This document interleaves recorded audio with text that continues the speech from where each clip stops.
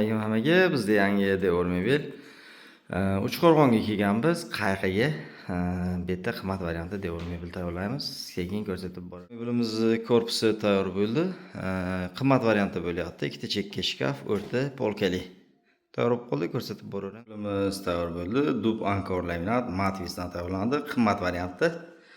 Xo'p, remontlar qilib qo'yilgandan keyin tayyor bo'lib, eng oxirida qiluvdik. Remontdagi mana shu joylar agar yaxshi qilinmasa mana shunday holatga keladi. Endi buni biz to'g'rilab bera olmaymiz. Imkon qadar qiyshaytirganmiz, lekin biz ham bu darajada qiyshaytirib bera olmaymiz. Xo'p, bu yerda nima bo'ldi? Bu kelin-kuyov xonasi, ikkita garderob, o'rtasi polkali bo'ldi.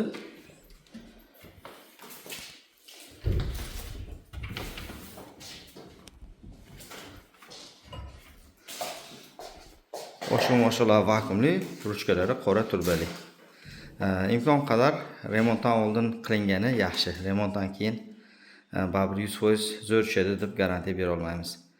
Xo'p, narxi 5.500.000 so'mga mana shu holatda tayyor bo'ldi. Qanaqa chiqdi? Fikr mulohazalari kommentariyada kutib qolamiz.